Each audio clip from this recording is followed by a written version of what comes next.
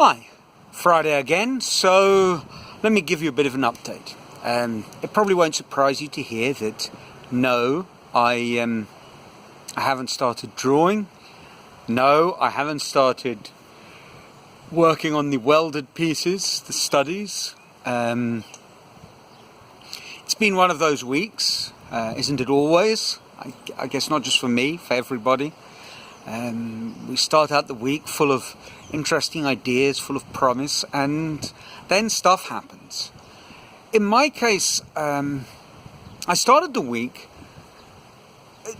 and I thought, okay, if I'm not going to be doing specific David studies until I've done the drawing, let me do some work on some small pieces, because I've had this idea for a while that I don't want to say memorabilia, but I need small sculptures that I can sell for low prices to people who come to visit the gallery, who don't want to buy a big sculpture, who don't want to necessarily invest a huge amount of money, but they enjoyed visiting and they'd like to support the gallery, and they'd, enjoyed my art, and they'd like something to remember the experience by. And I suppose, if you are a painter or a two-dimensional artist, what a lot of people have is prints, whether it's actually prints like an engraving, or whether they're prints of their two-dimensional work that they can sell in a limited edition series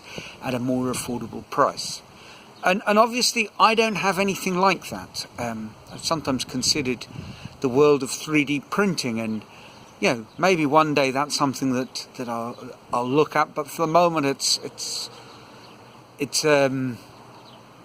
galaxy far, far away from what I'm doing. So I thought I'd resurrect my kind of one-line wire pieces. That's more or less where I started working with wire, kind of a fun activity that I do. I'd be at the pub waiting for my friends to arrive, and I'd have a piece of wire, and I'd make a one-line wire whirly kind of head.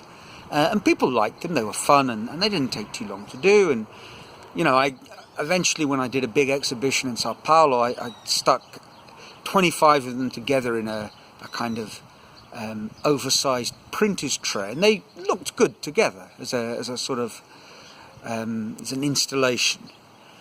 So I thought I'd do some of that, but a funny thing happened. I started working on one. It was a little bit bigger than I thought. Before I knew it, I looked at it and I realized I was doing David again. I mean, that wasn't the plan. I was trying to just do something different, and I wasn't thinking. I was kind of in a sort of free floating state, and boom, it started looking like David.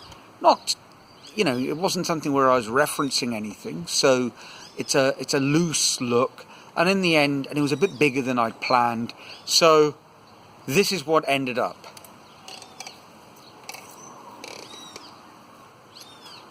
It's, let me see if I can,